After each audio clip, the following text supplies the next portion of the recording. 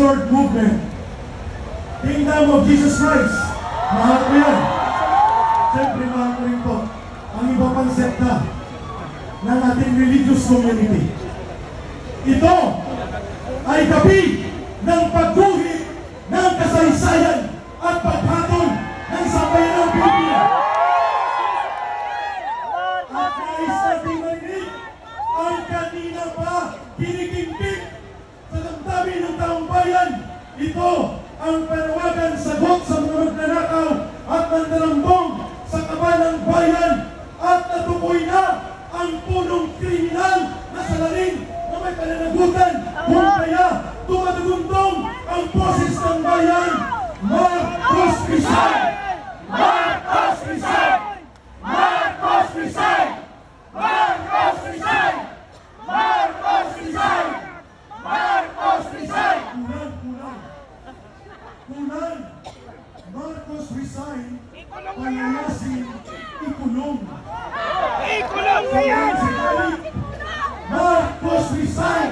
Palayasin, ikulong! Marcos resign! Palayasin, ikulong! Marcos resign! Palayasin, ikulong!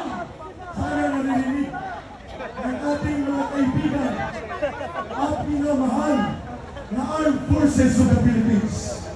You are not the Armed Forces of Marcos. You are the Armed Forces of the Philippines. Ang tao, ang bayan, ngayon ay lumalaban. Ang tao, ang bayan, ngayon ay lumalaban! Ang tao, ang bayan, ngayon ay lumalaban!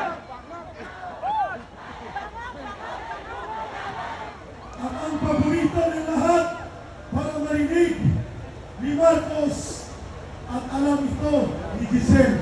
Sana balikan mo ito. Bayan, bayan, bayan ko!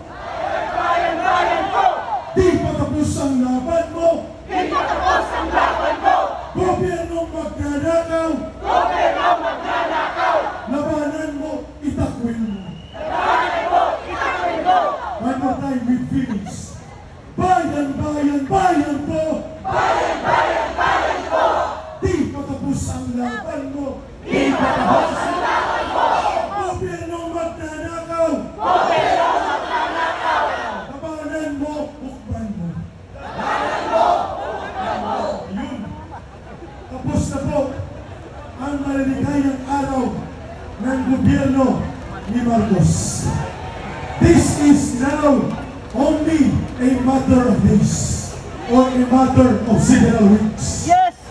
Maglulundagan ang mga gabinete ni Marcos sa susunod na mga araw sapagkat palubog na ang gobyerno na pinamumuluan ng isang